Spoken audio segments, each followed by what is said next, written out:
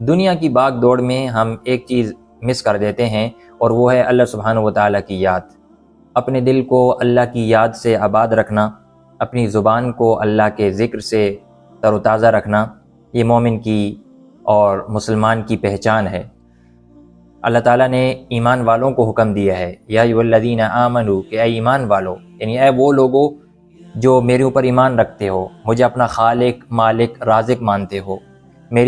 میرے قرآن پر ایمان رکھتے ہو، میرے انبیاء اکرام علیہم السلام کی رسالت اور ان کی نبوت پر ایمان رکھتے ہو،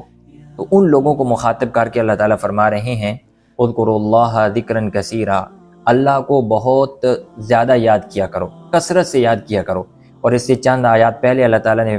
تعریف کرتے ہوئے فرمایا کہ الذاکرین اللہ کثیرا والذاکرات، کہ جو لوگ اللہ کو کثرت سے یاد کرتے ہیں یا یاد کرنے والی عورتیں ہیں، تو ان کے لیے اللہ تعالیٰ نے اجر عظیم اور مغفرت تیار کر رکھا ہے۔ اور انسان کے لیے اس سے بڑی سعادت کی بات کیا ہو سکتی ہے کہ فاذکرونی اذکرکم، کہ مالک کائنات کہہ رہا ہے کہ تم مجھے یاد کیا کرو، میں تمہیں یاد کیا کروں گا۔ امام سیوطی رحمۃ اللہ علیہ فرماتے ہیں کہ اس آیت کو پڑھ کے تھوڑی دیر کے لیے رک جائیں، سوچیں کہ میری اور آپ کی کیا حیثیت ہے۔ لوگ معاشرے کے اندر ہمیں کوئی مقام نہیں دیتے، ہمارا ذکر نہیں کرتے ہیں، ہمارا تبصرہ نہیں ہوتا ہے، ہماری تعریف نہیں ہوتی ہے، لیکن اللہ سبحانہ و تعالی ہمیں اہمیت دے رہے ہیں،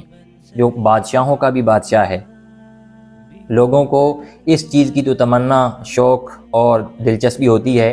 کہ میرا ذکر بڑی بڑی جگہوں پر ہو، بڑے علماء کے سامنے میرا تذکرہ ہو، بادشاہوں کے سامنے میرا تذکرہ ہو،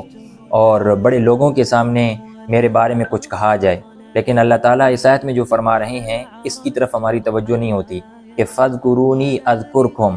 تم مجھے یاد کیا کرو، میں فرشتوں جیسی نورانی مخلوق میں تمہارا ذکر کروں گا، تمہارا تذکرہ کروں گا، تمہارے بارے میں اپنی مخلوقات کو بتاؤں گا۔ اور جب انسان کثرت سے اللہ کا ذکر کرتا ہے تو انسان کے دل میں اللہ کی محبت پیدا ہو جاتی ہے۔ ذکر کا سب سے بڑا فائدہ یہ ہے کہ انسان کے دل کو اللہ کی رضا ملنا شروع ہو جاتی ہے، اور اللہ کی رضا کا نور جب دل کی زمین پر اترتا ہے تو دل صاف ہونے لگ جاتا ہے۔ اور سب سے بڑا فائدہ تو یہ ہے کہ اللہ کی رضا مل جاتی ہے ذکر سے، اور دوسرا بڑا فائدہ یہ ہے کہ انسان کی زندگی میں غم کم ہونے لگ جاتے ہیں، اور اگر غم آئے بھی، مصیبت تکلیف آتی بھی ہے تو وہ دل کے باہر باہر رہتی ہے، دل کو نقصان نہیں پہنچا سکتی۔ الا بذکر اللہ تطمئن القلوب، سن لو کہ اللہ کی یاد سے ہی دل مطمئن ہوتے ہیں، دلوں کا اطمینان اللہ کی یاد میں رکھا ہے۔ لا تطع من اغفلنا قلبه عن ذکرنا، جن لوگوں کے دل کو ہم نے اپنی یاد سے غافل کر دیا ہے ان کو فالو مت کیجیے۔ اللہ کے نبی صلی اللہ علیہ وسلم نے کیا فرمایا کہ مثل الذی یذکر ربہ والذی لا یذکر مثل الحی والمیت، کہ جو شخص اپنے رب کو یاد کرتا ہے اور جو شخص اپنے رب کو یاد نہیں کرتا، دونوں کی مثال زندہ اور مردہ کی سی ہے، ایک زندہ ہے دوسرا مردہ ہے۔ اور اللہ سبحانہ و تعالی نے ہم سے یہ بھی فرمایا کہ وَاذْكُرْ رَبَّكَ فِي نَفْسِكَ، اپنے دل میں اپنے رب کو یاد کرو، چپکے چپکے یاد کرو، تضرعاً وخفیہ، چھپ کر اللہ کو یاد کرو، عاجزی اور انکساری کے ساتھ اللہ کو یاد کرو۔ تو ہماری اس جو تیز زندگی ہے،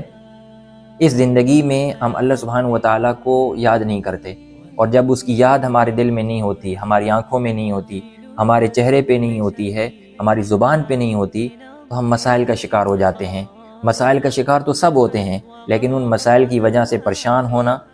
اور راتوں کو نیند کا نہ آنا اور ذہنی بیماریوں کا شکار ہو جانا، یہ اس وجہ سے ہوتا ہے کہ انسان کا اللہ کے ساتھ تعلق ٹوٹ جاتا ہے، اور اللہ کے ساتھ تعلق کو مضبوط کرنے والی چیز وہ ذکر ہے۔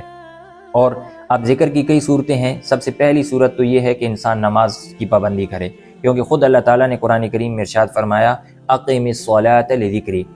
نماز کو میری یاد کے لیے قائم کیا کرو۔ نماز کے اندر دعا بھی ہے، نماز کے اندر قرآن کی تلاوت بھی ہے، نماز کے اندر اللہ کی حمد اور تسبیح بھی ہے، تو نماز مجموعہ ہے ذکر کا۔ اس لیے ایک دوسرے مقام پہ فرمایا ان الصلاۃ تنہی عن الفحشاء والمنکر ولذکر اللہ اکبر، کہ نماز انسان کو بے حیائی کے کاموں سے روکتی ہے، منکرات سے روکتی ہے، اور اللہ کا ذکر بڑی چیز ہے۔ تو نماز کے فوراً بعد اللہ کی ذکر کی بات آئی، اور ایک دوسرے مقام پہ فرمایا کہ فَإِذَا قَضَيْتُم مَنَاسِكَكُمْ فَاذْكُرُوا اللَّهَ، اور ایک تیسرے مقام پہ فرمایا فَإِذَا قَضَيْتُمُ الصَّلَاةَ فَاذْكُرُوا اللَّهَ قِيَامًا، کہ جب نماز ادا کر لو تو اس کے بعد بھی اللہ کو یاد کرو۔ تو پہلا کام کہ جو 5 وقت کی نماز ہے وہ اپنے ذمہ لازم سمجھیں، اور جہاں کہیں بھی ہوں 5 وقت کی نماز ادا کریں۔ یہ ذکر اللہ کی سب سے اعلیٰ صورت ہے، اور ذکر اللہ کی دوسری صورت قرآن ہے، کیونکہ قرآن کریم میں خود قرآن کریم کو اللہ تعالیٰ نے ذکر کہا ہے، اور قرآن کریم میں اس چیز کا بار بار ذکر کیا گیا ہے کہ قرآن کریم ہماری طرف سے یاد دہانی کے لیے، ذکر کے لیے تمہارے اوپر نازل کیا گیا ہے۔ تو جب ہم قرآن کریم کی آیات کو پڑھتے ہیں تو اس میں اللہ تعالیٰ نے رحمت رکھی ہے، اللہ نے برکت رکھی ہے، اس میں اللہ تعالیٰ نے دل کی بیماریوں کے لیے شفا رکھی ہے۔ تو دوسری چیز یہ قرآن کریم ہے، اور تیسرا یہ ہے کہ آپ سے جو چھوٹے موٹے اعمال ہو سکتے ہوں، جو 10 کی تعداد میں جتنے آپ عمل کر سکتے ہوں، چلتے پھرتے اپنی زبان پر ان کو اعمال کو جاری رکھیں۔ مثال کے طور پہ سبحان اللہ و بحمدہ سبحان اللہ العظیم، کون سا مشکل کلمہ ہے، آسان کلمہ ہے۔ اسی طرح سبحان اللہ والحمد للہ ولا الہ الا اللہ واللہ اکبر ولا حول ولا قوة الا باللہ العلی العظیم، اللہم صلی علی محمد وعلی آل محمد۔ تو اس طرح چھوٹے چھوٹے اگر آپ اذکار کی پابندی کر لیتے ہیں اور صبح شام کی جو دعائیں ہیں ان کی پابندی کر لیتے ہیں تو آپ کو اللہ کے ذکر کی عادت پڑ جائے گی۔ اور آخری بات کہہ کر ختم کرتا ہوں، اور وہ یہ ہے کہ دیکھیں، ہم اللہ سبحانہ و تعالیٰ سے محبت کا دعویٰ کرتے ہیں کہ ہمیں اللہ تعالیٰ سے محبت ہے، اور ہونی بھی چاہیے۔ اگر کوئی شخص کہتا ہے میں نے تو دعویٰ نہیں کیا، تو اس کو یہ دعویٰ کرنا چاہیے، کیونکہ جب آپ اللہ سے محبت کا دعویٰ کریں گے تو کامل مومن کہلائیں گے۔ تو جب ہم اللہ سے محبت کا دعویٰ کرتے ہیں تو جس سے محبت ہوتی ہے اس کا انسان سب سے زیادہ ذکر کرتا ہے۔ جس کے پاس گاڑیوں کا شو روم ہے وہ سب سے زیادہ گاڑیوں کا ذکر کرتا ہے، جس کے پاس بزنس ہے وہ اپنے بزنس کا سب سے زیادہ ذکر کرتا ہے۔ تو جب آپ کو کسی سے محبت ہوتی ہے، پیار ہوتا ہے، لگاؤ ہوتا ہے، تعلق ہوتا ہے، تو اس چیز کا سب سے زیادہ ذکر کرتے ہیں ہم لوگ۔ ایسے ہی ہمیں چاہیے کہ اللہ سبحانہ و تعالیٰ کا ذکر ہر جگہ پہ کریں، جہاں پر بیٹھیں، جہاں پر اٹھیں، جہاں کھانا کھانے لگیں، کھانا کھانے سے فارغ ہوں، کپڑے بدلیں، اور حتیٰ کہ مسجد میں جا رہے ہیں، بازار میں جا رہے ہیں، باتھ روم میں جا رہے ہیں، ہمیں ہر ایک جگہ کی دعا سکھا دی گئی ہے، دراصل وہ اللہ کا ذکر ہی ہے۔ تو اپنی زبان کو ذکر سے تر رکھیں، بے شک اس کے بہت زیادہ فوائد ہیں، اللہ کی رضا ملتی ہے، غم کم ہوتے ہیں، چہرے پر نورانیت آتی ہے، زبان پاکیزہ ہوتی ہے، اور دل کے اندر صفائی پیدا ہو جاتی ہے۔ اللہ تعالی ہمیں اپنا ذکر کثرت سے کرنے کی توفیق عطا فرمائے۔ اللہم اعنّا علی ذکرک و شکرک و حسن عبادتک۔